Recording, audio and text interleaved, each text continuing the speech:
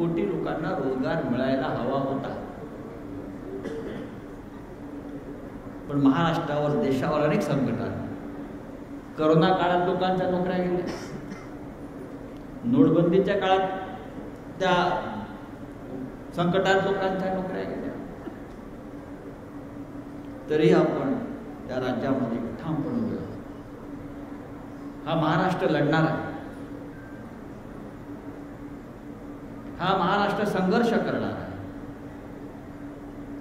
छत्रपती शिवाजी महाराजांचं आपण नाव घेतो, बाळासाहेब ठाकरेंची प्रेरणा आपण घेतो. या दोन्ही नेत्यांचं वैशिष्ट्य असं की त्यांनी हे जनतेला सांगितलं की सैन्यालाही पोट असतं आणि सैन्य पोटावर चालतं, म्हणून त्यांना सगळ्यात आधी त्यांच्या हाताला काम दिलं पाहिजे, रोजगार दिला पाहिजे, त्यांचं घर चाललं पाहिजे.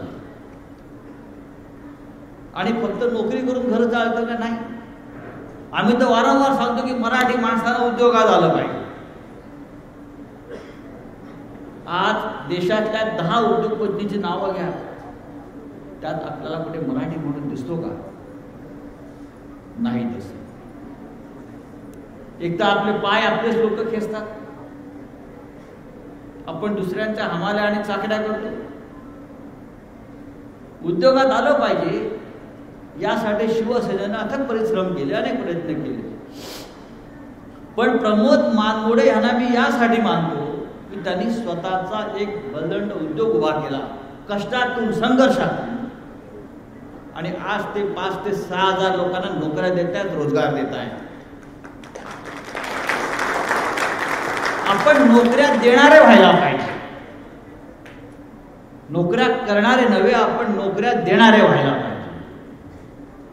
ज्या दिवशी या महाराष्ट्रातली मराठी जनता, मराठी उद्योजक नोकऱ्या देणारा होईल, तेव्हा हा महाराष्ट्र अधिक प्रगतीपथावर जाईल. विदर्भ, नागपूर, आपण नेहमी म्हणतो विदर्भ मागासलेला, अजिबात